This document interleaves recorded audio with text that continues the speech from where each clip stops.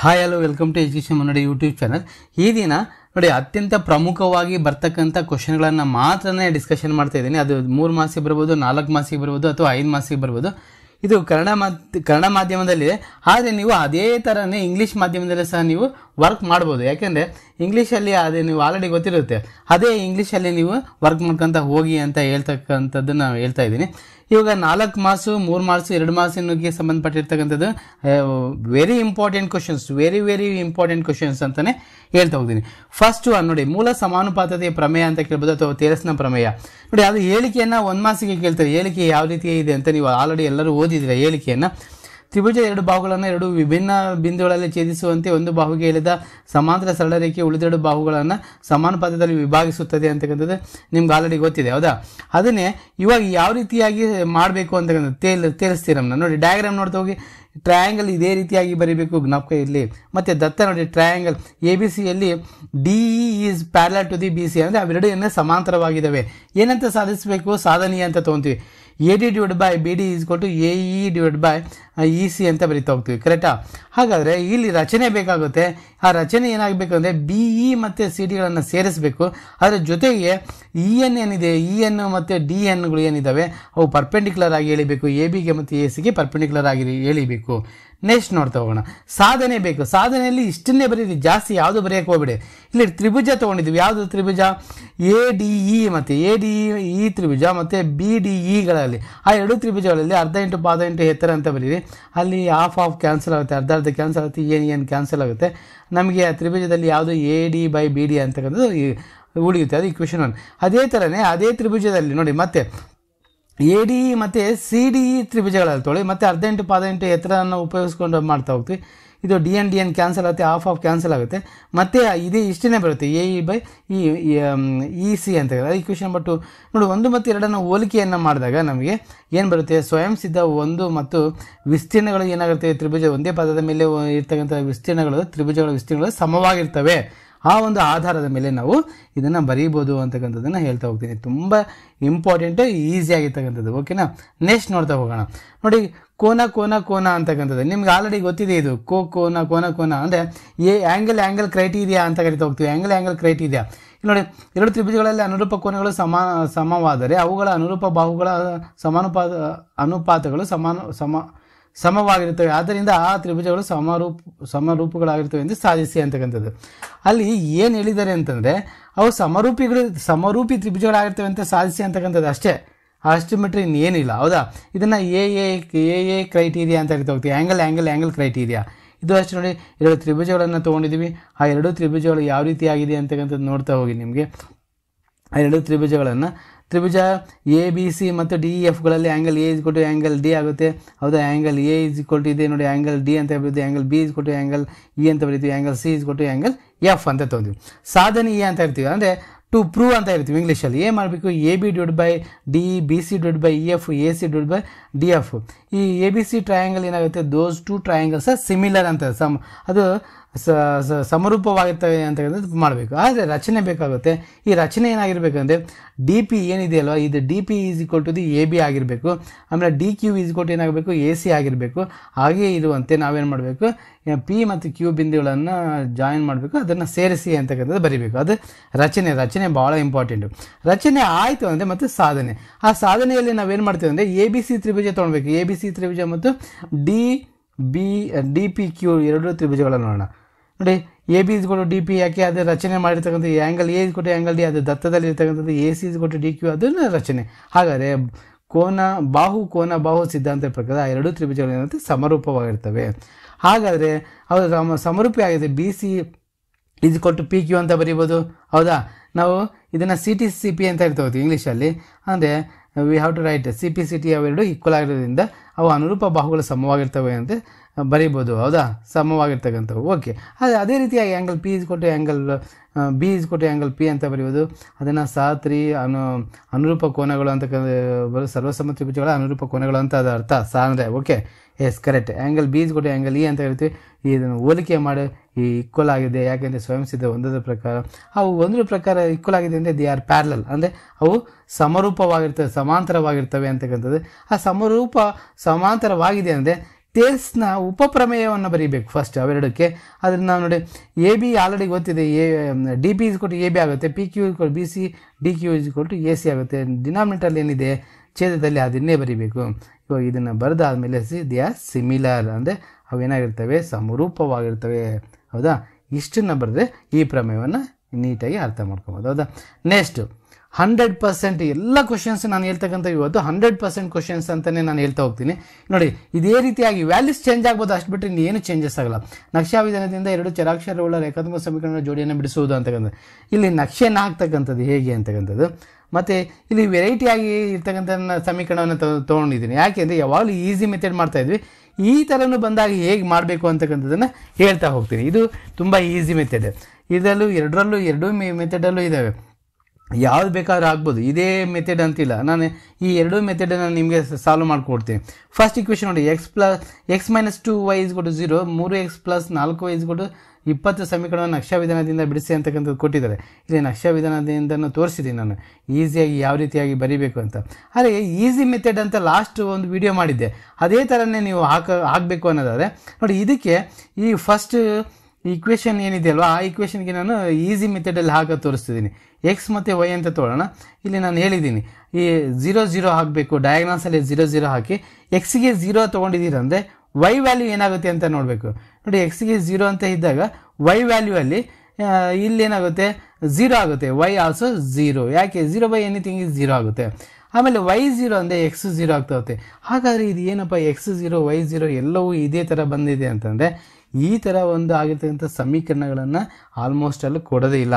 ಯಾಕೆ, ಇಲ್ಲಿ ನೋಡಿ ಆವಾಗ ಡಿಫ್ರೆಂಟ್ ಆಗಿದೆ ಅಂತ ತೊಗೊಳ್ಲೇಬೇಕಾಗುತ್ತೆ. ಈ ರೀತಿಯಾಗಿರ್ತಕ್ಕಂಥದ್ದು ನೋಡಿ, ಇದು ತುಂಬ ಡಿಫಿಕಲ್ಟ್, ಅಂದರೆ ಭಾಳಷ್ಟು ಟಫ್ ಇರ್ತಕ್ಕಂಥ ಅವು ಹಾಕಲೇಬೇಕು ಅಂದಾಗ ಮಾತ್ರ ಈ ಥರ ಆಗುತ್ತೆ. ಇದನ್ನು ನೀವು ಈ ಥರ ನಕ್ಷಾ ವಿಧಾನದ ಕೊಡೋದಿಲ್ಲ. ನೀವು ಯಾವುದೇ ರೀತಿಗೆ ಇದನ್ನು ಅಭ್ಯಾಸ ಮಾಡಬೇಡಿ ಅಂತಲೇ ನಾನೇ ಹೇಳ್ತಿದ್ದೀನಿ. ಇದನ್ನು ಬಿಟ್ಬಿಡೋಣ, ಬೇರೆದಕ್ಕೆ ಹೋಗೋಣ. ಯಾಕೆಂದರೆ ಅದು ಛೇದಿಸ್ತತೆ ಇಲ್ಲೆಲ್ಲ ಬರ್ತದೆ, ಆದರೆ ಈ ಥರದ್ದು ಬೇಡ. ಯಾಕೆಂದರೆ ಇಷ್ಟು ಟಫ್ ಆಗಿರ್ತಕ್ಕಂಥದ್ದು ಕೊಡೋದೇ ಇಲ್ಲ, ಈಸಿ ಇರ್ತಕ್ಕಂಥದ್ದೇ ಕೊಡ್ತಾರೆ ವಿನ ಭಾಳ ಟಫ್ ಆಗಿರ್ತಕ್ಕಂಥದ್ದು ಕೊಡೋದಿಲ್ಲ. ಎರಡನೇದು ನೋಡೋಣ, x + 3y = 6 ಮತ್ತು 2x - 3y = 12 ಸಮೀಕರಣವನ್ನು ನಕ್ಷಾ ವಿಧಾನದಿಂದ ಬಿಡಿಸಿ ಅಂತಕ್ಕಂಥದ್ದು ಇದೆ. ಇಲ್ಲಿ ನಕ್ಷಾ ವಿಧಾನದಿಂದ ಬಿಡಿಸಿ ಅಂತಕ್ಕಂಥದ್ದು ಇದು ಅಷ್ಟೇ. ಇದಕ್ಕೆ ನಾನು ನೇರವಾಗಿ ಹೇಳಿದ್ದೀನಲ್ಲ, ಲಾಸ್ಟ್ ಟೈಮ್ ಏನು ಹೇಳ್ಕೊಟ್ಟಿದ್ದೀನಲ್ಲ ಅದೇ ವಿಧಾನದಲ್ಲಿ ಹೇಳ್ಕೊಡ್ತೀನಿ. ಇಷ್ಟೊಂದು ಬೇಕಿಲ್ಲ ನಮಗೆ. ನಾನು ಡೈರೆಕ್ಟಾಗಿ ನೋಡಿ, ಆ ಡಯಾಗ್ನಲ್ಸ್ 0 ಹಾಕಿ ಎಕ್ಸ್ಗೆ 0 ಹಾಕಿದ್ದೀವಿ, ಇದು 0 ಹಾಕಿದ್ದೀವಿ ಅಂದರೆ ವೈ ವ್ಯಾಲ್ಯೂ ಏನಾಗುತ್ತೆ ನೋಡಿ, 6/3 ಆಗುತ್ತೆ. ಅವಾಗ ಮಲ್ಟಿಪ್ಲಿಕೇಶನ್ 3 ಅಂದರೆ 3 2 6, ಕರೆಕ್ಟಾ? ಇವಾಗ ವೈಗೆ 0 ಹಾಕಿದೆಯಾ, ಎಕ್ಸ್ಗೆ 6 ಆಗುತ್ತೆ. ಇಷ್ಟೇ ಸಾಕು, ಎರಡೇ ವ್ಯಾಲ್ಯೂ, ಬೇರೆ ಇನ್ಯಾವು ಈ ಥರ ಮಾಡೋಕ್ಕೆ ಹೋಗಬೇಡಿ. ನಾನು ಈ ಮೆಥಡ್ ಏನು ಹೇಳಿದ್ದೀನಲ್ಲ ಇದೇ ಫಾಲೋ ಮಾಡಿ, ಬೇರೆ ಮೆಥಡ್ ಬೇಡ. ಡೈನಾಸ್ 0 ಹಾಕಿ ಫಸ್ಟು, ಆಮೇಲೆ ಎಕ್ಸ್ಗೆ 0 ಹಾಕಿರೋದ್ರಿಂದ ಇಲ್ಲಿ ಎಕ್ಸ್ಗೆ 0 ತಾನೆ, ಇದೆಲ್ಲ 0 ಆಗುತ್ತೆ. ವೈ ವ್ಯಾಲ್ಯೂ ಏನಾಗುತ್ತೆ ಅಂದರೆ ಇಲ್ಲಿ ನೋಡಿ, y = 12/-3 ಆಗುತ್ತೆ. 3ರಿಂದ ಭಾಗಿಸಿ, 3 4 12, ಹೌದಾ, -4 ಆಗುತ್ತೆ. ಇವಾಗ ವೈಗೆ 0 ಹಾಕೋಣ ಅಂದರೆ ಇದಕ್ಕೆ 0 ಹಾಕಿದೆಯಾ. ಇವಾಗ ಎಕ್ಸ್ ಏನಾಗುತ್ತೆ, x = 12/2 ಆಗುತ್ತೆ. 2ರಿಂದ 2 1 2 6, ಇಷ್ಟೇ ಸಾಕು. ಇವಾಗ ನೋಡಿ, ಈ ವ್ಯಾಲ್ಯೂಸ್ನ ನೋಡಿಕೊಂಡು ನಾನು ಗ್ರಾಫಲ್ಲಿ ಇಲ್ಲಿ ನಾನು ಫಿಲಪ್ ಮಾಡ್ತಾ ಹೋಗ್ತೀನಿ. ಫಸ್ಟ್ 0,2 ಅಂತಕ್ಕಂಥದ್ದು ಈ ಗ್ರಾಫಿಗೆ ಸಂಬಂಧಪಟ್ಟಂಗೆ, ಆಮೇಲೆ 6,0, ಹೌದಾ, ಇಲ್ಲೂ 0,-4 ಒಂದು, ಆಮೇಲೆ 6,0 ಅಂತಕ್ಕಂಥದ್ದು. ಇವಾಗ ಇದನ್ನು ಗ್ರಾಫಲ್ಲಿ ನೋಡೋಣ, ಇದು ನಿಮಗೆ ಈಸಿಯಾಗಿ ಇಲ್ಲೇ ಅರ್ಥ ಆಗುತ್ತೆ ಯಾವ ರೀತಿಯಾಗಿ ಮಾಡಿದ್ದೀವಿ ಅಂತಕ್ಕಂಥದ್ದು. ಎಕ್ಸ್ ಇಲ್ಲಿ ನೋಡಿ 0,2 ಎಲ್ಲಿದೆ, 0,2 ದಿಸ್ ಈಸ್ ನೋಡಿ first point, right. Second point 6,0 ನೋಡಿ ಇಲ್ಲಿ ಬಂದಿದೆ, ಕರೆಕ್ಟ್. ನೆಕ್ಸ್ಟ್ ಇದಕ್ಕೆ ಹೋಗೋಣ, 0,-4 ನೋಡಿ, 0,-4 6,0 ಅಗೇನ್ ದಿಸ್ ಪಾಯಿಂಟ್ ನೋಡಿ, ಅವು ಇಂಟರ್ಸೆಕ್ಟ್ ಆಗುತ್ತೆ. ಇದೇ ಪಾಯಿಂಟಲ್ಲಿ ಇಂಟರ್ಸೆಕ್ಟ್ ಆಗೋದ್ರಿಂದ then we have to take x value ಎಷ್ಟು 6 ಆಗುತ್ತೆ, ವೈ ವ್ಯಾಲ್ಯೂ ಎಷ್ಟು 0 ನೋಡಿ, ಎಷ್ಟು ಈಸಿ ಆಗುತ್ತೆ. ಇಷ್ಟೆಲ್ಲ ಬೇರೆ ವ್ಯಾಲ್ಯೂಸ್ ಹಾಕೋದೇ ಬೇಕಿಲ್ಲ, ಹೌದಾ. ಈಸಿಯಾಗಿ ನೀವು ಮಾರ್ಕ್ಸ್ ತೆಗಿಲೇಬೇಕು, ಅದೇ ನನ್ನ ಆಸೆ ಆಗಿರ್ತಕ್ಕಂಥದ್ದು. ನೋಡಿ, ಅದೇ ಥರದ್ದು ಬೇರೆ ಬೇರೆ ಇಲ್ಲಿ ಕೊಟ್ಟಿದ್ದೀನಿ, ನೀವು ಪ್ರಾಕ್ಟೀಸ್ ಮಾಡ್ಕೊಳ್ಳಿ. ನಿಮಗೆ ಯಾವ್ಯಾವ ಇಯರಲ್ಲಿ ಕೊಟ್ಟಿದ್ದಾರೆ ಅಂತಕ್ಕಂಥದ್ದು ಸಹ ಇಲ್ಲಿ ಮೆನ್ಷನ್ ಮಾಡಿದ್ದೀನಿ. ಅವನ್ನ ನೀವು ಪ್ರಾಕ್ಟೀಸ್ ಮಾಡಿದ್ರೆ ತುಂಬ ಈಸಿಯಾಗಿ ಮಾರ್ಕ್ಸ್ ಸ್ಕೋರ್ ಆಗುತ್ತೆ. ಓಕೆ, ಇಲ್ಲಿ ಮತ್ತೆ ಪ್ರಮೇಯಗಳನ್ನು ಬಿಡಿಸ್ತಕ್ಕಂಥದ್ದು ಯಾವುದು, ವೃತ್ತದ ಮೇಲಿನ ಪ್ರಮೇಯಗಳು. ಇವೆರಡೂ ಪ್ರಮೇಯಗಳು 100%, ಒಂದು ಇದಾದರೂ ಕೇಳ್ಬೋದು ಅಥವಾ ಇದನ್ನಾದರೂ ಕೇಳ್ಬೋದು. ಎರಡರಲ್ಲಿ ಒಂದು ಕಂಪಲ್ಸರಿ ಇರ್ತದೆ, ಯಾವುದೇ ರೀತಿಯಾಗಿ ಮಿಸ್ ಆಗೋಕ್ಕೆ ಚಾನ್ಸಸ್ಸೇ ಇಲ್ಲ. ಇದು 3 ಮಾರ್ಕ್ಸ್ಗೆ ಕಂಪಲ್ಸರಿ ಇರ್ತಕ್ಕಂಥದ್ದು. ನೀವು ಆಲ್ರೆಡಿ ಕಲ್ತಿದ್ದೀರಾ ಮತ್ತು ಬೇರೆದರಲ್ಲೂ ಹೇಳಿದ್ದೀನಿ. ಇಲ್ಲಿ ಒಂದು ಸ್ವಲ್ಪ ನೋಡ್ತಾ ಹೋಗಿ ಅಷ್ಟೇ. ಇದೇ ರೀತಿಯಾಗಿ ಬರ್ಕೊಳ್ಳಿ. ಬೇಕಾದ್ರೆ ಈಸಿ ಮೆಥಡ್, ಇದು ತುಂಬ ಈಸಿ ಮೆಥಡಲ್ಲಿ ಸಾಲ್ವ್ ಮಾಡಿದ್ವಿ, ಇದನ್ನು ನೋಡ್ಕೊಳ್ಳಿ. ಓಕೆನಾ. ನೆಕ್ಸ್ಟ್ ಸರಾಸರಿ ಮತ್ತು ಬಹುಲಕವನ್ನು ಕಂಡುಹಿಡಿತಕ್ಕಂಥದ್ದು. ಸರಾಸರಿ ಕಂಡುಹಿಡಿಯೋದು ಕಂಪಲ್ಸರಿ, ಒಂದಾದರೂ ಕಲೀರಿ, ಸರಾಸರಿ ಆದರೂ ಕಲೀರಿ, ಮತ್ತು ಬಹುಲಕ ಕಂಪಲ್ಸರಿ ಅಲ್ಲ, ಎರಡೂ ಕಲಿತ್ರೆ ಒಳ್ಳೇದು. ಇವು ಎರಡು ಯಾಕೆಂದರೆ ಒಂದೊಂದು ಸರ್ತಿ ಸರಾಸರಿ ಮತ್ತು ಮಧ್ಯಾಂಕ ಅಂತ ಕರಿಬೋದು, ಆ ಮಧ್ಯಾಂಕ ಬದಲಾಗಿ ಒಂದು ಸರ್ತಿ ಬಹುಲಕ ಕೇಳ್ಬೋದು. ಅದಕ್ಕೆ ಒಂದೇ ಒಂದು ನಾನು ತೋರಿಸ್ತಾ ಹೋಗ್ತೀನಿ. ಇಲ್ಲಿ ಮಧ್ಯಬಿಂದುವನ್ನು ಕಂಡುಹಿಡಿಯೋದು ಹೇಗೆ ಅಂತಕ್ಕಂಥದ್ದು ಒಂದೊಂದು ತೋರಿಸ್ತೀನಿ. ಇಲ್ಲಿ ನೋಡಿ, ಎರಡೂ ಈ ವರ್ಗಾಂತರ ಏನಿದೆಯಲ್ಲ ಇವೆರಡನ್ನ ಕೂಡಬೇಕು. ಅವೆರಡನ್ನ ಕೂಡಿದಾಗ ನಮಗೇನಾಗುತ್ತೆ 10 + 25, ಅವೆರಡನ್ನ ಕೂಡಿದ್ರೆ ಏನಾಗುತ್ತೆ 35. 35/2 ಅಂತ ಮಾಡಿ 17.5 ಅದೇ ಇದು ಬರುತ್ತೆ. ಹೌದಾ. ಅದೇ ರೀತಿಯಾಗಿ ಇವು ಇಲ್ಲಿ 25 40 ಕೂಡ್ತಾ ಹೋಗಿ 32 ಅದು ಡಿವೈಡ್ ಮಾಡಿದರೆ 32.5 ಆಗುತ್ತೆ. ಅದೇ ರೀತಿಯಾಗಿ ಮಾಡಿರ್ತಕ್ಕಂಥದ್ದು. ಆಮೇಲೆ FI/XI ಹೆಂಗೆ ಅಂದರೆ ಇವೆರಡನ್ನ ಮಲ್ಟಿಪ್ಲಿಕೇಷನ್ ಮಾಡಬೇಕು. 17.5 × 2 ಗುಣಿಸಬೇಕು, ಆವಾಗ 35 ಆಗುತ್ತೆ. ಅದು 32.5 3ರಿಂದ ಗುಣಿಸಿದರೆ 97.5. ಇದೇ ರೀತಿಯಾಗಿ ಅವನ್ನೆಲ್ಲ ಗುಣಿಸಿ ಕೂಡ್ತಾ ಹೋಗಿ ಇದು ವ್ಯಾಲ್ಯೂ ಬರುತ್ತೆ. ಮತ್ತು ಇದನ್ನು ಆ್ಯಡ್ ಮಾಡ್ತವೆ. ನೋಡಿ, ನೇರ ವಿಧಾನದಿಂದ ಸರಾಸರಿ, ಇಲ್ಲಿ ಯಾವುದೇ ವಿಧಾನ ಕೇಳೋದಿಲ್ಲ, ನೇರ ವಿಧಾನ ಕೇಳೋದಿಲ್ಲ, ಬೇರೆ ವಿಧಾನ ಕೇಳೋದಿಲ್ಲ. ಅವ್ರೇನು ಸರಾಸರಿ ಕಂಡುಹಿಡಿಯಿರಿ ಅಂತ ಹೇಳ್ತಾರೆ ಅಷ್ಟೇ. ಅವಾಗ formula x bar = sigma FI/XI / sigma FI ಅಂತಕ್ಕಂಥ ಫಾರ್ಮುಲಾ 0 ಗೆಟ್ ಕ್ಯಾನ್ಸಲ್, 3ಯಿಂದ ಡಿವೈಡ್ ಮಾಡಿ 62 ಬರುತ್ತೆ. ಈ ರೀತಿಯಾಗಿ ಸರಾಸರಿಯನ್ನು ಕಂಡುಹಿಡಿಯೋದು. ಹಾಗಾದರೆ ಬಹುಲಕ ನೋಡೋಣ. ಯಾಕೆ ಭಾಳ ಸರ್ತಿ ನೀವು ಇನ್ನೊಂದಕ್ಕೆ ನಿಮಗೆ ಒಂದು ಎಕ್ಸಾಂಪಲ್ ಕೊಟ್ಟಿದ್ದೀನಿ, ಮತ್ತೊಂದು ಇಲ್ಲಿ ಮಾಡೋದಕ್ಕೆ ಹೆಲ್ಪ್ ಆಗುತ್ತೆ, ಮತ್ತೊಂದು ಸರಾಸರಿ ಕಂಡುಹಿಡಿಯೋದಕ್ಕೆ ಇಲ್ಲಿ ಮಾಡಿದ್ದೀನಿ ನಾನು. ಇವನ್ನ ನೋಡ್ತಾ ಹೋಗಿ ನಿಮ್ಗೆ ಅರ್ಥ ಆಗುತ್ತೆ. ಹೌದಾ.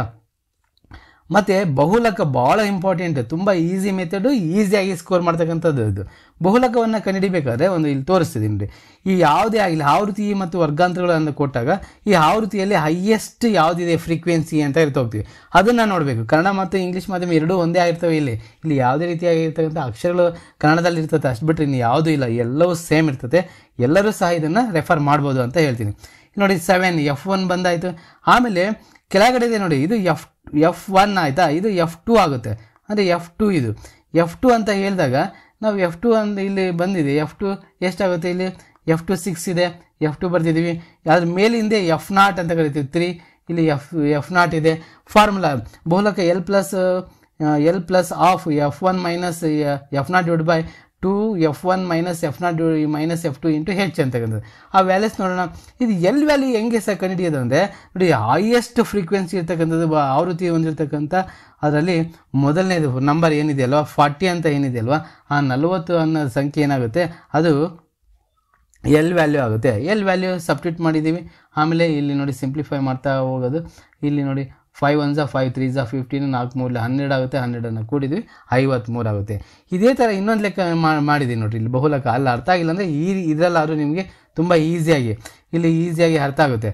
ಇದನ್ನು ನಾವು F1 ಅಂತ ಕರಿತಾ ಹೋಗ್ತೀವಿ, ಇದು F0 ಅಂತ ಕರಿತಾ ಹೋಗ್ತೀವಿ, ಇದು F2 ಅಂತ ತೊಗೊತೀವಿ. ಆ ವ್ಯಾಲ್ಯೂಸ್ ಮಾಡೋಣ. ಎಲ್ ವ್ಯಾಲ್ಯೂ ಯಾವುದು, ಎಲ್ ವ್ಯಾಲ್ಯೂ 3 ಆಗುತ್ತೆ. ಆ ಎಲ್ ವ್ಯಾಲ್ಯೂ ತೊಗೊಂಡಿದ್ದೀವಿ, ಅವನ್ನ ಸಬ್ಸ್ಟಿಟ್ಯೂಟ್ ಮಾಡ್ತಾ ಹೋಗಿ ಈಸಿಯಾಗಿ ಬರ್ತಾ ಹೋಗುತ್ತೆ. ಹೌದಾ. ನೀವು ಇನ್ನೂ ಬೇಕು ಅಂದರೆ ನೋಡಿ, ಇಲ್ಲಿ ಮಾರ್ಚ್ ಬೇರೆ ಕ್ವಶನ್ ಪೇಪರಲ್ಲಿ ಬಂದಿರತಕ್ಕಂಥ ಎಲ್ಲ ಕ್ವಶನ್ಸ್ಗಳು ಕೆಲವು ಹಾಕಿದ್ದೀನಿ. ಇದೇ ಥರನೇ ಇವೇ ಕ್ವಶನ್ಸೇ ಬರೋದು, ಇದೇ ಟೈಪ್ ಇರುತ್ತೆ. ಸ್ವಲ್ಪ ವ್ಯಾಲ್ಯೂ ಚೇಂಜ್ ಆಗ್ಬೋದು, ಅಷ್ಟು ಬಿಟ್ಟರೆ ಇನ್ನೇನಿಲ್ಲ. ಭಾಳಷ್ಟು ಕ್ವಶನ್ಸ್ ಇದ್ದಾವೆ. ನೀವು ವರ್ಕ್ ಮಾಡಿ, ನಿಮಗೆಲ್ಲರಿಗೂ ಒಳ್ಳೆ ಮಾರ್ಕ್ಸ್ ಬಂದೇ ಬರುತ್ತೆ. ಓಕೆನಾ. ನೆಕ್ಸ್ಟ್ ಕ್ವಶನ್ ನೋಡೋಣ. ಶೋಧಕದ ಬೆಲೆ ಕಂಡುಹಿಡಿಯಿರಿ. ವರ್ಗ ಸಮೀಕರಣದ ಮೂಲಗಳ ಸ್ವಭಾವವನ್ನು ವಿವೇಚಿಸುವುದು ಅಂತಕ್ಕಂಥದ್ದು. ಇದು ಡೆಲ್ಟಾ ಕಂಡುಹಿಡಿಯಿರಿ ಅಂತ ಹೇಳ್ತಾ ಹೋಗ್ತೀವಿ. ಡೆಲ್ಟಾ ಡಿಸ್ಕ್ರಿಮಿನೆಂಟ್ ಅಂತ ಹೇಳ್ತಾ ಹೋಗ್ತೀವಿ. ಫಾರ್ಮುಲಾ ಏನು, B² - 4AC. ಕರೆಕ್ಟ್. ಈ ಫಾರ್ಮುಲಾ ಇಂಪಾರ್ಟೆಂಟ್, ಇದು ಅದ್ರ ಮೇಲೇ ಕೇಳ್ತಕ್ಕಂಥದ್ದು. ಇಲ್ಲಿ ನೋಡಿ 2x² - 3x + 5 ಈ ಸಮೀಕರಣದ ಶೋಧಕದ ಬೆಲೆಯನ್ನು ಕಂಡುಹಿಡಿಯಿರಿ ಅಂತ ಹೇಳಿದರೆ ಮೂಲಗಳ ಸ್ವಭಾವವನ್ನು ಬರೆಯಿರಿ. ನೋಡಿ, ಭಾಳ ಇಂಪಾರ್ಟೆಂಟ್. ಎಲ್ಲರೂ ಏನು ಮಾಡ್ತೀರಾ, ಅದ್ರ ಬೆಲೆಯನ್ನು ಕಂಡುಹಿಡಿತೀರಾ. -31 ಬಂತ ಅಂತ ತಿಳ್ಕೊಳ್ಳಿ. ಅದಾದಮೇಲೆ ಮೂಲಗಳ ಸ್ವಭಾವ ಇದು ಬರೆಯೋದೇ ಇಲ್ಲ. ಇಲ್ಲಿ ಏನಾಗ್ತದೆ, ಹಾಫ್ ಮಾರ್ಕ್ಸ್ ನಿಮಗೆ ಕಡಿಮೆ ಮಾಡ್ತಾರೆ, ಅರ್ಧ ಮಾರ್ಕ್ಸ್ ಕಟ್ಟಾಗುತ್ತೆ. ನಿಮ್ಗೆ ಗೊತ್ತಿರುತ್ತೆ, ಆರೇ ಬಿಟ್ಟು ಬಂದುಬಿಡ್ತೀರಾ. ಆ ಥರ ಮಾತ್ರ ಮಾಡಿಬಿಡಿ, ಅದನ್ನು ಬರಿತಾ ಹೋಗಬೇಕು. ಇಲ್ಲಿ ನಾನು ಎರಡನೇ ಒಂದು ಲೆಕ್ಕ ಕೊಟ್ಟಿದ್ದೀವಿ. ಇಲ್ಲಿ ಎರಡನೇ ನೋಡೋಣ. 2x² - 6x + 3 = 0 ಅಂತ ತೊಗೊಂಡಿದ್ವಿ. ಇದನ್ನು ಆದರ್ಶ ರೂಪದಲ್ಲಿ ಬರೆದಿದ್ದೀವಿ.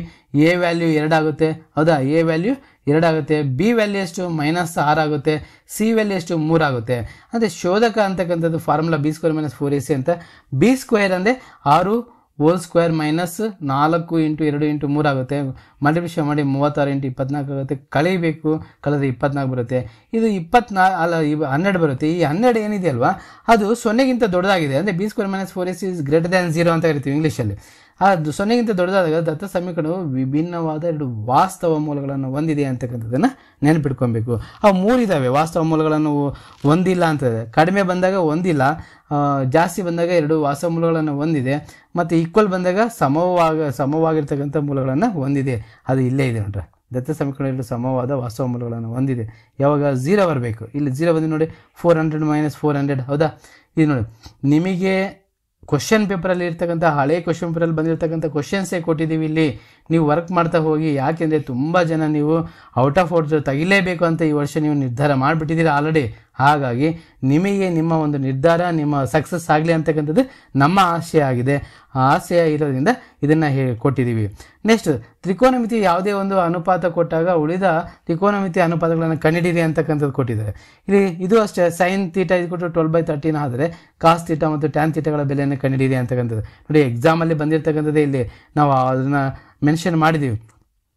sin θ ಇದನ್ನು ವಿಕರ್ಣ ಅಂತ ಗೊತ್ತಿದೆ ನಿಮ್ಗೆ ಆಲ್ರೆಡಿ. ಅಭಿಮುಖ ಬಾಹು ಥೀಟಾಗಿ ಯಾವಾಗಲೂ ಅಭಿಮುಖವಾಗಿರುತ್ತೆ. ಅಭಿಮುಖ ಬಾಹು ಇದು ಪಾರ್ಶ್ವ ಬಾಹು ಅಂತ ಕರಿತಾ ಹೋಗ್ತೀವಿ.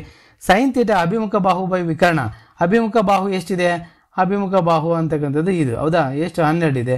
ವಿಕರ್ಣ ಎಷ್ಟಿದೆ? 13. ಹಾಗಾದರೆ ಪಾರ್ಶ್ವ ಬಾಹು ಕಂಡುಹಿಡಿಬೇಕು. ಅದು AC² = AB² + BC² ಆಗುತ್ತೆ. ಇಲ್ಲ 13² = 12² + BC² ಆಗುತ್ತೆ. ಈ ಮೈನಸ್ ಮಾಡೋಣ. BC² = 169 - 144. ಯಾಕೆ? 13² ಅಂದರೆ 169 ಆಗುತ್ತೆ. 12² 140 ಆಗುತ್ತೆ. BC = √25 ಆದರೆ 5 ಬರುತ್ತೆ. ಹೌದಾ? ಇದು 5 ಆಗುತ್ತೆ. ಹಾಗಾದರೆ cos θ ನೋಡಿ ಪಾರ್ಶ್ವಬಾಹು ಅಂತ ಕರಿತಾ ಹೋಗ್ತೀವಿ. ವಿಕರ್ಣ 5/13 ಆಗುತ್ತೆ. ಅಭಿಮುಖ ಬಾಹು / ಪಾರ್ಶ್ವ ಬಾಹು 12/5 ಆಗುತ್ತೆ. ಇದನ್ನು 2 ಮಾರ್ಕ್ಸಿಗೆ ಕೇಳ್ಬೋದು. ಯಾವುದೇ ಕಾರಣಕ್ಕೂ ಇದು ಕೇಳೋದಿಲ್ಲ, ಅದು ಕೇಳ್ತಾರೆ ಅನ್ನೋದಕ್ಕಿಂತ ನಾವು ಒಂದೊಂದು ಕಲಿಯೋದು ತುಂಬ ಈಸಿ. ಹೌದಾ? ನಾವು ಕಲಿಯೋದ್ರಿಂದ ನಮಗೆ ಹೆಚ್ಚಾಗಿ ಅರ್ಥ ಆಗುತ್ತೆ, ಈಸಿ ಆಗುತ್ತೆ. ಓಕೆನಾ? ನೋಡಿ, ಇಲ್ಲಿ ಇನ್ನೊಂದು ಪ್ರಾಬ್ಲಮ್ ಮಾಡಿದ್ದೀನಿ ಅದೇ ರೀತಿ ಆಗಿರ್ತಕ್ಕಂಥದ್ದು. ನೆಕ್ಸ್ಟ್ ಕ್ವಶನ್ ನೋಡಿ, ಅದೇ ಥರ ಇರ್ತಕ್ಕಂಥ ಕ್ವಶನ್ಸ್ನ ಸ್ವಲ್ಪ ಬಿಡಿಸಿದ್ದೀನಿ. ನಿಮಗೆ ತುಂಬ ಈಸಿಯಾಗಿ ಅರ್ಥ ಆಗುತ್ತೆ. ಯಾವುದೇ ಕಾರಣಕ್ಕೂ ಇರಲ್ಲ, ಅರ್ಥ ಆಗಲ್ಲ ಅಂತಕ್ಕಂಥ ಕ್ವಶನೇ ಇಲ್ಲ. ಹೌದಾ? ನೋಡಿ, ಎಕ್ಸಾಮಲ್ಲಿ ಜೂನಲ್ಲಿ ಕೇಳಿರ್ತಕ್ಕಂಥದ್ದು, ಮಾಡಲ್ ಪೇಪರ್ಸಲ್ಲಿ ಇರ್ತಕ್ಕಂಥದ್ದು ಎಲ್ಲವೂ ಇಲ್ಲಿ ಕೊಟ್ಟಿದ್ದೀನಿ. ಹೆಚ್ಚಿನ ಪ್ರಯತ್ನ ಮಾಡ್ತಾ ಹೋಗಿ, ಒಳ್ಳೆ ಮಾರ್ಕ್ಸ್ ಬರಲಿ. ಓಕೆನಾ? ನೆಕ್ಸ್ಟ್, ಸಮಾಂತರ ಶ್ರೇಣಿಯ ಎನ್ನನೇ ಪದವನ್ನು ಕಂಡುಹಿಡಿತಕ್ಕಂಥದ್ದು. ಭಾಳ ಸರ್ತಿ ಎನ್ನನೇ ಪದ ಇಲ್ಲ ಮೊತ್ತವನ್ನು ಕಂಡುಹಿಡಿಯೋದು. nth ಟರ್ಮ್ ಅಂತ ಕರಿತಾ ಹೋಗ್ತೀವಿ, ಇಲ್ಲಾಂದರೆ ಸಮ್ ಅಂತ ಕರಿತಾ ಹೋಗ್ತೀವಿ. ಹೌದಾ? 3, 5, 13, 18 ಈ ಸಮಾಂತರ ಶ್ರೇಣಿ 70ನೇ ಪದವನ್ನು ಕಂಡುಹಿಡಿಯಿರಿ ಅಂತಕ್ಕಂಥದ್ದು.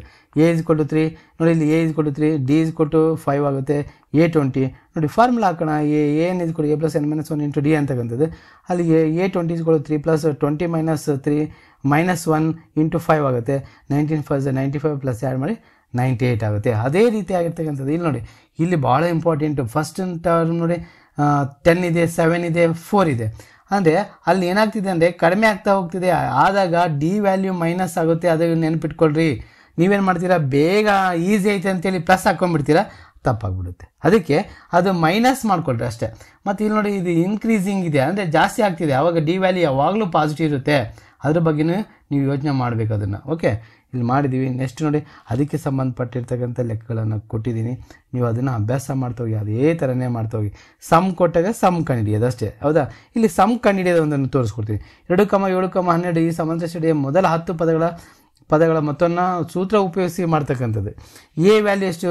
2 ಆಗುತ್ತೆ. ಕರೆಕ್ಟಾ? ಎ ವ್ಯಾಲ್ಯೂ 2 ಆಯಿತು. ಡಿ ವ್ಯಾಲ್ಯೂ ಎಷ್ಟು ನೋಡಿ, ಮೈನಸ್ ಮಾಡಿರಿ. 7 - 2 = 5 ಆಗುತ್ತೆ. N value 10. ಯಾಕೆ 10 ಪದಗಳು ಅಂತ ಹೇಳಿದರೆ SN = n/2 of 2a + n - 1 × D. ಇವಾಗ ನೋಡಿ, ಫಾರ್ಮುಲಾ ಹಾಕ್ಕೊಳ್ಳೋಣ. 2 × 2 5 2 2s 4 ಆಗುತ್ತೆ. ಮೈನಸ್ ಮಾಡೋಣ. 9 × 5 ಅಂದರೆ 45 ಆಗುತ್ತೆ. ಅವೆರಡನ್ನು ಆ್ಯಡ್ ಮಾಡಿರಿ. 49 × 10 ಅಂದರೆ 490 ಆಗುತ್ತೆ. ಹೌದಾ? ಅದೇ ರೀತಿಯಾಗಿರ್ತಕ್ಕಂಥ ಇಲ್ಲೂ ಸಹ ಕೊಟ್ಟಿದ್ದೀವಿ. ಅದನ್ನು ಅಭ್ಯಾಸ ಮಾಡ್ತಾ ಹೋಗಿ. ಮತ್ತು ಇಲ್ಲೊಂದು ಕ್ವಶನ್ ಇದೆ. ಹೆಚ್ಚು ಅಭ್ಯಾಸ ಮಾಡಿದರೆ ಮಾತ್ರ ಪರ್ಫೆಕ್ಟ್ ಆಗೋದಕ್ಕೆ ಸಾಧ್ಯತೆ ಇದೆ. ಇಲ್ಲಿ ನೋಡಿ, ಇಲ್ಲಿ ಮಾರ್ಚಲ್ಲಿ ಕೊಟ್ಟಿರ್ತಕ್ಕಂಥದ್ದು ನೋಡಿ, ಇಲ್ಲಿ 100% ಕ್ವಶನ್ಸ್ ಇವೆಲ್ಲ. ಹೌದಾ? ಇಲ್ಲೇ ಇದೆ ನಿಮಗೆ. ನೀವು ಇಲ್ಲ ಸರ್ ಮಾಡಲ್ ಪೇಪರ್ ತೆಗೆದು ತೋರಿಸಿ ಅಂದರೆ ಮಾಡಲ್ ಪೇಪರಲ್ಲೂ ಸರ್ಚ್ ಮಾಡ್ಕೊಳ್ಳಿ. ಕಂಪಲ್ಸರಿ ಇದ್ದೇ ಇದೆ. ಯಾವುದೇ ಮಾಡಲ್ ಪೇಪರ್ ತೆಗೀರಿ, ನೀವು ಸ್ಟೇಟ್ ಲೆವೆಲ್ ತೆಗೀರಿ, ಡಿಸ್ಟ್ರಿಕ್ಟ್ ಲೆವೆಲ್, ತಾಲೂಕು ಲೆವೆಲ್ ಯಾವ್ದು ಬೇಕಾದ್ರೂ ನೋಡ್ಬೋದು. ವರ್ಜಿಸುವ ವಿಧಾನದಿಂದ 2 ಚರಾಕ್ಷರಗಳ ರೇಖಾತ್ಮಕ ಸಮೀಕರಣಗಳ ಜೋಡಿಗೆ ಪರಿಹಾರ ಕಂಡುಹಿಡಿಯೋದು. ಇದು ಇದೆಯಲ್ಲ, ಇದೂ ಅಷ್ಟೇ ತುಂಬ ಇಂಪಾರ್ಟೆಂಟ್ ಅಂತಲೇ ಹೇಳ್ತಾ ಹೋಗ್ತೀನಿ. ಈ ಕೆಳಗಿನ ರೇಖಾತ್ಮಕ ಸಮೀಕರಣ ಜೋಡಿಯನ್ನು ವರ್ಜಿಸುವ ವಿಧಾನ ಅಂದರೆ ಎಲಿಮಿನೇಷನ್ ಮೆಥಡ್ ಅಂತ ಹೇಳ್ತಾ ಹೋಗ್ತೀವಿ. ಎಲಿಮಿನೇಷನ್ ಮೆಥಡ್ ಕಂಪಲ್ಸರಿ ಇದ್ದೇ ಇರುತ್ತೆ. ಯಾವ ಮೆಥಡ್ ಬೇಕಾದ್ರೂ ಮಾಡ್ಬೋದು. ಅಲ್ಲಿ ಇದೇ ಮೆಥಡಲ್ಲಿ ಮಾಡಬೇಕು ಅಂತೇನಿಲ್ಲ. ಇಲ್ಲಿ ಒಂದು ಸ್ವಲ್ಪ ನಿಮಗೆ ಈಕ್ವೇಷನ್ 1 ಮತ್ತು ಈಕ್ವೇಷನ್ 2ಅಲ್ಲಿ ನೋಡಿದಾಗ ಈ ಎರಡು ಸೇಮ್ ಬರಬೇಕು. ಅದಕ್ಕೆ ಈಕ್ವೇಷನ್ 1 2ರಿಂದ ಗುಣಿಸ್ಬೇಕು. ಇಲ್ಲಿ ಗುಣಿಸಿದ್ದೀವಿ ನೋಡಿರಿ, 2ರಿಂದ ಗುಣಿಸಿದಾಗ ಏನಾಗುತ್ತೆ ಇಲ್ಲಿ ಬರೆದಿದ್ದೀವಿ ಡೈರೆಕ್ಟಾಗಿ. ಈ 2 × x 2x + 2y 5 2 10 ಅಂತ ಇಲ್ಲಿ ಬರ್ದಿದ್ದೀನಿ ಹೌದಾ. ಮತ್ತು ಈಕ್ವೇಷನ್ 2 ಹಾಗೆ ಬರ್ದಿದ್ದೀನಿ. ಅವೆರಡನ್ನ ಮೈನಸ್ ಮಾಡ್ತಾ ಹೋಗೋಣ. 5y = 6 ಆಗುತ್ತೆ, y = 6/5. ಇಲ್ಲಿ ಇದನ್ನು ನಾವೇನು ಮಾಡಬೇಕು, ಈಕ್ವೇಷನ್ 1ರಲ್ಲಿ ಆದೇಶ ಮಾಡಿದಾಗ ಎಕ್ಸ್ ಬೆಲೆ ಬರುತ್ತೆ. ಈ ರೀತಿಯಾಗಿ ನಿಮಗೆ ಫ್ರ್ಯಾಕ್ಷನ್ ಬರೋಕ್ಕೆ ಕೊಡೋದಿಲ್ಲ. ಆಲ್ಮೋಸ್ಟ್ ಆಲ್ ಈ ಥರ ಕೊಡ್ತಾರೆ. y = 4, x = 3 ಇದೇ ಥರ ಬರೋದಕ್ಕೆ ಅವ್ರು ಕೊಡ್ತಾ ಹೋಗ್ತಾರೆ. ಅದಕ್ಕೆ ನಾವೇನು ಮಾಡಬೇಕು, ಇದೇ ರೀತಿಯಾಗಿ ಪ್ರಾಕ್ಟೀಸ್ ಮಾಡೋಣ. ಯಾಕೆ ಸುಮ್ಮನೆ ಬೇರೆದಕ್ಕೆಲ್ಲ ಸ್ವಲ್ಪ ಕಷ್ಟಪಡೋದು. ಕೆಲವು ಮಕ್ಕಳು ಮಾಡಲೇಬೇಕಾಗುತ್ತೆ. ಯಾಕೆಂದರೆ ಅವರು ಯಾವುದೇ ಕೊಡಲಿ ಸರ್ ನಾವು ಮಾಡ್ತೀವಿ ಅಂತಕ್ಕಂಥದ್ದು ಇದ್ದೇ ಅಲ್ಲ, ಆ ಮಕ್ಕಳಿಗೆ ಇದು ಬೇಕಾಗುತ್ತೆ. ಅದನ್ನು ಸಹ ಅದಕ್ಕೆ ಅವು ಎರಡೂ ಕೊಟ್ಟಿದ್ವಿ ನೋಡಿ. ಮತ್ತೆ ಸಮೀಕರಣ ಬಿಡಿಸ್ತಕ್ಕಂಥದ್ದು ಇಲ್ಲಿ ನೋಡಿ, ಜೂನ್ ಎಲ್ಲವೂ ನೋಡಿ ಎಕ್ಸಾಮಲ್ಲಿ ಬಂದಿರತಕ್ಕಂಥ ಕ್ವಶನ್ಸೇ ಹೌದಾ. ಇವನ್ನ ಪ್ರಾಕ್ಟೀಸ್ ಮಾಡ್ತಾ ಹೋಗಿ. ನೆಕ್ಸ್ಟ್ ನೋಡೋಣ, ಸಮಾಂತರ ಸ್ಟಡಿಗೆ ಸಂಬಂಧ ಇಲ್ಲಿ ಫಾರ್ಮುಲಾಸ್ ಕೊಟ್ಟಿದ್ವಿ. ನಿರ್ದೇಶಾಂಕ ರೇಖಾಗಣಿತ ಇದು ನಿಮಗೆ ಗೊತ್ತಿದೆ. ಡಿಸ್ಟೆನ್ಸ್ ಫಾರ್ಮುಲಾ ಇದೆ, ಆಮೇಲೆ ಇದು ಮೂಲ ಬಿಂದು ಮತ್ತು ಮತ್ತೊಂದು ಬಿಂದುವಿನ ದೂರ ಇದೆ, ಭಾಗ ಪ್ರಮಾಣ ಸೂತ್ರ ಇದೆ, ಇದಿದೆ, ಮಧ್ಯ ಬಿಂದುವಿನ ಸೂತ್ರ ಇದೆ. ಆದರೆ ಇದು ಇಲ್ಲ ಇವಾಗ. ಇದನ್ನು ಮಾತ್ರ ಒಂದು ಎಕ್ಸ್ಟ್ರಾ ಮಾಡಿದ್ದೀವಿ. ಇದು ನಿಮಗೆ ಈ ವರ್ಷಕ್ಕೆ ಇಲ್ಲ. ತ್ರಿಭುಜ ಇದು ಇಲ್ಲ, ಇದು ಓಕೆ, ಇದಿಲ್ಲ ಇದು ಓಕೆ. ಇಲ್ಲಿ ನೋಡೋಣ ಮತ್ತೊಂದು ಫಾರ್ಮುಲಾಸ್ಗೆ ಸಂಬಂಧಪಟ್ಟ ಎರಡು ಚರಾಕ್ಷರಗಳ ರೇಖಾತ್ಮಕ ಸಮೀಕರಣ ಜೋಡಿ. ಇಲ್ಲಿ ನೋಡಿ, ಇದು ಕಂಪಲ್ಸರಿ ಕಲಿತಕ್ಕಂಥದ್ದು. ಇವು ಛೇದಿಸುವ ರೇಖೆಗಳು ಅಂತ ಹೇಳ್ತಾ ಹೋಗ್ತೀವಿ, ಆಯ್ಕೆಗೊಳ್ಳುವ ರೇಖೆಗಳು, ಇದು ಸಮಾಂತರವಾಗಿರುವ ರೇಖೆಗಳು. ಇಲ್ಲಿ ಒಂದೇ ಪರಿಹಾರ, ಅಪರಿಮಿತ ಪರಿಹಾರ, ಅನಂತ ಅಂತ ಇರಬೇಕು, ಪರಿಹಾರ ಇಲ್ಲ ಹೌದಾ. ಇಲ್ಲಿ ಇಂಪಾರ್ಟೆಂಟ್ ಏನು ಗೊತ್ತಾ, ಯಾವುದು ಅಸ್ಥಿರ ಅಂತ ಕೇಳ್ತಾರೆ ನಿಮಗೆ, ಅದೇ ಕೇಳೋದು. ಅಸ್ಥಿರ ಯಾವುದು, ಸ್ಥಿರವಾಗಿರ್ತಕ್ಕಂಥದ್ದು ಯಾವುದು ಅಂತಕ್ಕಂಥದ್ದು ನೋಡ್ತಾರೆ. ಇವನು ಸ್ವಲ್ಪ ಅಭ್ಯಾಸ ಮಾಡಿಕೊಡಿ. ವೃತ್ತಗಳಿಗೆ ಸಂಬಂಧಪಟ್ಟಂಗೆ ಫಾರ್ಮುಲಾಸ್ ಕೊಟ್ಟಿದ್ದೀವಿ, ಇದನ್ನು ಫಾರ್ಮುಲಾ ನೋಡ್ತಾ ಹೋಗಿ.